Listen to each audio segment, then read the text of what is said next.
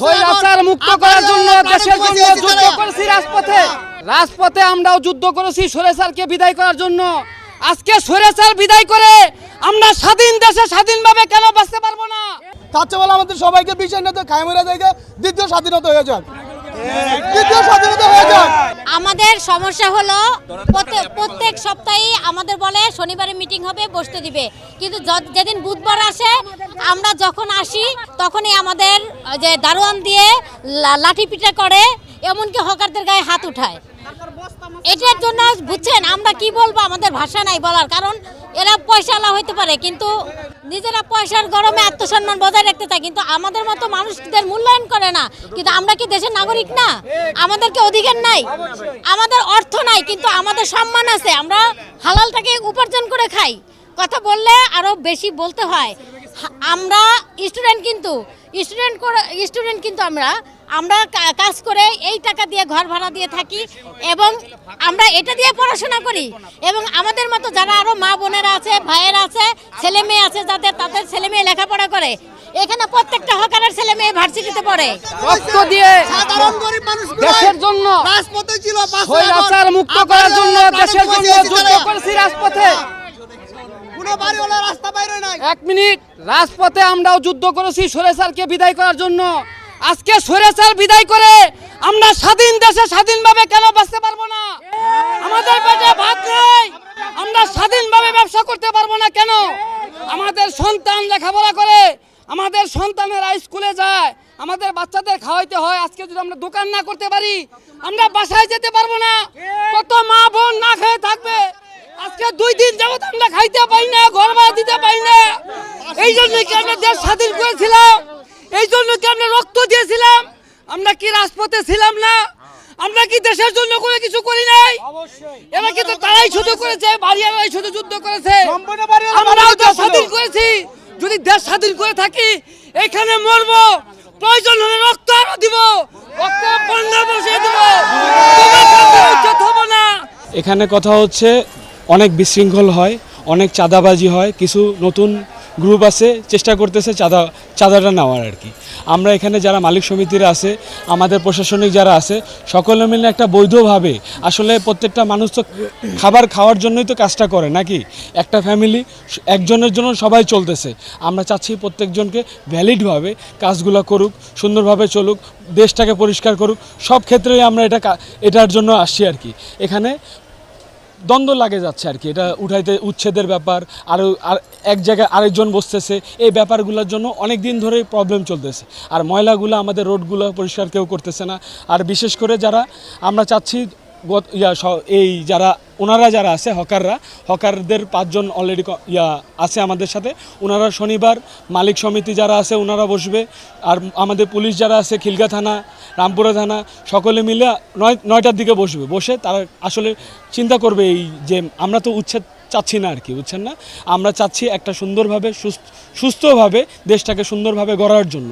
আর বিশেষ করে আমাদের যে খালি জায়গাগুলো আছে এগুলোকে কাজে লাগানো। এই যে জায়গাগুলো, এগুলো অলরেডি মালিক সমিতির, যারা প্রত্যেকটা বাড়ির মালিক, এরা বাড়িও বানাইতে পারছে। এরা যদি বাড়ি বানায়, এরা যাবে কোথায়? তো আমরা চাচ্ছি একটা সুন্দর জায়গায়, সুন্দরভাবে, সুন্দর পরিবেশে আমরা যাতে এটা সুন্দরভাবে উপস্থাপন করতে পারি আর কি। আর বিশেষ করে যেটা আপনার মেন রোডে 2 সাইড দিয়ে বসে, সারা রাস্তা জ্যাম থাকে বুধবারে। আর এখানে যারা অসুস্থ হয়ে যায়, অ্যাম্বুলেন্স যাইতে পারে না, অ্যাম্বুলেন্স বেরোতে পারে না, এরকম অনেক রেকর্ড আছে। তো আমরা চাচ্ছি একটা সুন্দরভাবে সুন্দর দেশ করার। বাবা, আজকে ওই দীর্ঘদিন রাজনীতি চলমান এই গন্ডগোলের কারণে আমরা দীর্ঘদিন 4 মাস ধরে বসতে পারতেছি না। এখানে আমরা রেগুলার বুধবার দিন দোকানদারি করি, প্রত্যেক বুধবার। এটা হলো পাকিস্তান পিরিয়ডের থেকে হাট। 5 টাকা থেকে খাজনা শুরু করছে। ওই যে ওইটারে কি কয়, মিউনিসিপ্যালিটি অফিস থেকে তারা ডাক আনতেন। আমি 5 টাকা করে এখানে আমি দোকানদারি করছি। এখন আস্তে আস্তে বাড়তে 600 টাকা পর্যন্ত খাজনা নিচ্ছে, 1000 নিচ্ছে, 1500 নিচ্ছে, মানে দোকানদার বুঝছে। এখন এই কয়েকদিন ধরে আমরা বসতে আইছি, আমাদের এই বাড়িওয়ালারা এরা বসতে দিচ্ছে না। তারপরে আমরা যখন ওইখানে ছাত্রগুলোকে কথা বলছি, এসে আমাদের বলছে আপনারা 5 জন প্রতিনিধি আমাদের কাছে আসেন, আর ছাত্রকে 5 জন প্রতিনিধি।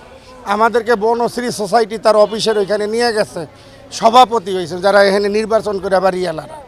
তারা বললো এটা অবৈধ হাট। আমরা করলাম না, এটা অবৈধ হাট ওই কেমন, এটা তো হলো বৈধ হাট। কেন এটা ঢাকা মিউনিসিপ্যালিটির থেকে এইভাবে আনছে, হয়তো চান্দা নিছে বেশি, এই হলো আমাদের দোকানদারি। এখন হেরা কয় এই রাস্তা আমরা ইস্টার্ন হাউজিংয়ের থেকে কিনছি, এই মাঠ আমরা ইস্টার্ন হাউজিংয়ের থেকে কিনছি, এরকম উল্টাপাল্টা কইরা আমাকে বইতে দেয় না। এরপরে আবার আমাকে কয়ে বিদায় করে দিল। তার পরের সপ্তাহে আবার দুইজনের মারলো, একটা মহিলারেও মারছে। আবার এরপরে আবার হয়েছে কি, ছাত্ররা আইছে, ছাত্ররা আসছে, ছাত্ররা আইসা বলতেছে যে আপনারা এখন চলে যান, কালকে আমরা এটা নিয়ে বসবো শনিবার দিন, যার পরে আপনাদেরকে আমরা একটা বসার ব্যবস্থা করি। তারপরে বাবা এই 4 মাস ধরে আমাদের হাড়ি চলে না, বাজার নাই, ঘরে খাবার নাই, এই অবস্থা। আমরা 4 মাসের ঘর ভাড়া জমে গেছে। তারপরে বাবা এখানে 5000 দোকানদার আমরা, এর উপরে আমারও 3 জন স্টুডেন্ট আছে। একজন হলো ঢাকা ভার্সিটির ইডেন কলেজের ম্যানেজমেন্টে পড়ে, অনার মাস্টার্স। আরেকজন হইল ঢাকা ওই মিরপুর 14 নম্বর মেডিকেল এই সিআরবি হাসপাতালের লগে সে পড়ে। এই হলো আমার এই অবস্থা। আর হয়েছে কি, এখন এখানে আমরা জানি যে রাস্তা এবং খার জায়গা এটা হলো সরকারি সম্পত্তি, এইটা কেউ কিনতে পারে না।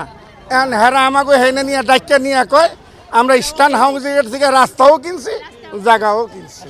এখন আর সকাল থেকে আমাদেরকে এনে মারামারি আমাকে বসতে দেয় না এই অবস্থা। জি আব্বা, আমি বাবা মুগদাপাড়া সাধারণ ব্যবসায়ী, কাপড় ব্যবসা করি। আমার নাম মোহাম্মদ হাসু। এই মেরাদিয়া হাট মানে আমার জন্মের আগের, মানে মিনিমাম আমরা যেটা বলি সবাই 200 বছর আগের পুরনো হাট। সেই হাটে,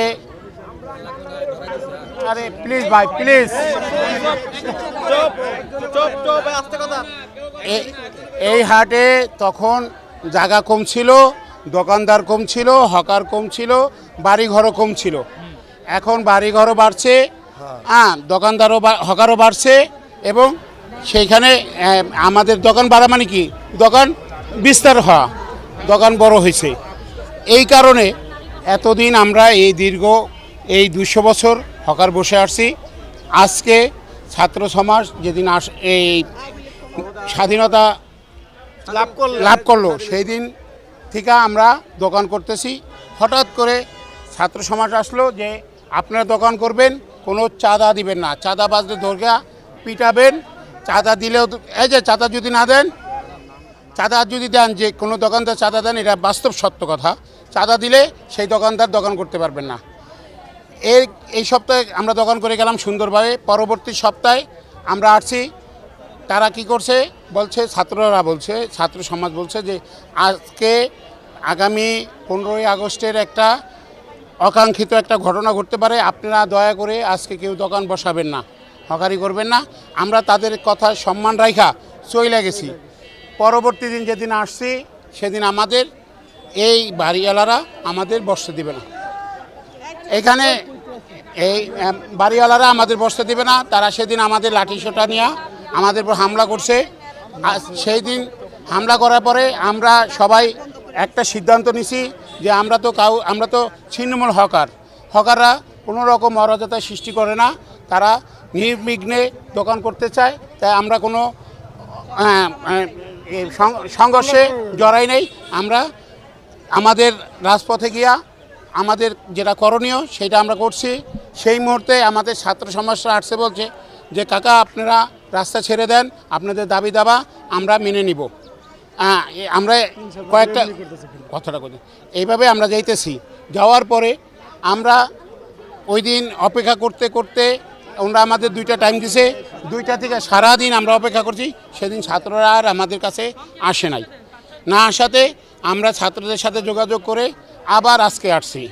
যে আজকে আসার পরে ছাত্ররা আসছে, একটু দেরি হয়েছে। সেই মুহূর্তে আমার আহত হকার ভাই কই, আজকেরটা আমরা এখানে যখন দোকান করার জন্য আসি সেই অবস্থায় আমাদের উপর হামলা হয়। আমরা সেই হামলা হয়, সেই হামলার প্রতিবাদে আমরা প্রাথমিকভাবে ছাত্রদের জানাইছি, ছাত্ররা বলছে এটা সুস্থ একটা বিচার হবে। হামলাটা করছে যারা আমাদের উচ্ছেদ করতে চায়, এই বনশ্রী সোসাইটি।